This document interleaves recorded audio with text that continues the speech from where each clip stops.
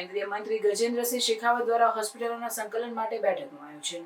ભારત પાકિસ્તાન વચ્ચે તણાવની સ્થિતિ વચ્ચે કેન્દ્રીય મંત્રી ગજેન્દ્રસિંહ શેખાવતે આરોગ્ય સેવાઓની તાત્કાલિક પ્રતિક્રિયા સુનિશ્ચિત કરવા માટે હોસ્પિટલોના સંકલનની સમીક્ષા શરૂ કરી છે. તેમણે જણાવ્યું કે આપત્તિના સમયે કોઈપણ પ્રકારની ગેરસમજ અથવા વિલંબ ટાળવા માટે હોસ્પિટલો વચ્ચે સુમેળ અને સંકલન જરૂરી છે. આ માટે આજે એક બેઠકનું આયોજન કરવામાં આવ્યું છે, જેમાં વિવિધ આરોગ્ય સંસ્થાઓના પ્રતિનિધિઓ હાજર રહેશે. જોધપુર શહેરની વ્યૂહાત્મક મહત્વતા અંગે શેખાવતે જણાવ્યું કે અહીં AIIMS મુખ્ય આર્મી બેઝ હોસ્પિટલ, મોટી રેલવે હોસ્પિટલ અને મહત્વપૂર્ણ નાગરિક ઇન્ફ્રાસ્ટ્રક્ચર છે. તેમણે ઉમેર્યું કે આ સંસ્થાઓ વચ્ચે સંકલન અને સુમેળ આ સમય અત્યંત મહત્વપૂર્ણ છે. અમે દરેક સંસ્થાની ક્ષમતા અને વિશેષતાને ધ્યાનમાં રાખીને જવાબદારીઓ વહેંચી છે, જેથી આપત્તિના સમયે કોઈપણ પ્રકારની ગભરાટ ન થાય.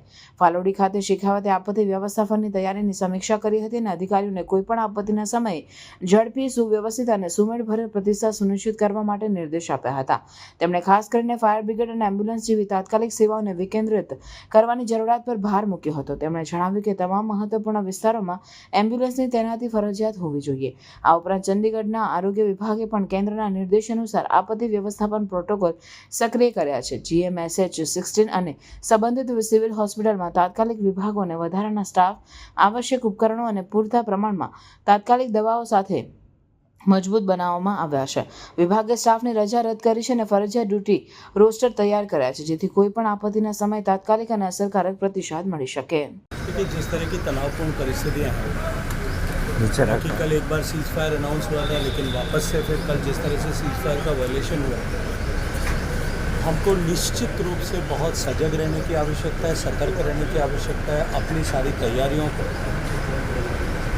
युद्ध की परिस्थिति में जिस तरह की आवश्यकताएं होंगी उनके अनुरूप सबको चाक चौबंद करने की आवश्यकता है.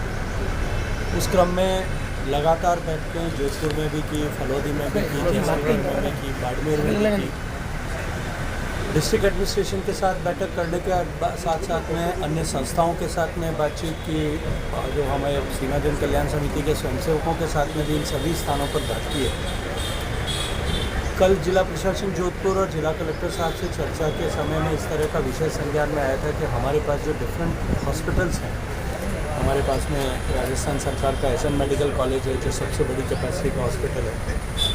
हमारे पास में हमारा एम्स का इंस्टीट्यूट है, जो वेल इक्विप्ड जो है टर्सरी लेवल ट्रीटमेंट का हॉस्पिटल है. हमारे पास में रेलवे का डेडिकेटेड हॉस्पिटल है, मिलिट्री का हॉस्पिटल है. इस तरह की परिस्थिति में सारे हॉस्पिटल्स एक साथ कोऑर्डिनेटेड वे में सिंक्रोनाइज तरीके से काम करें, ताकि कोई भी तरह की आपातकालीन परिस्थिति में किसी तरह की चुनौती पैदा न हो.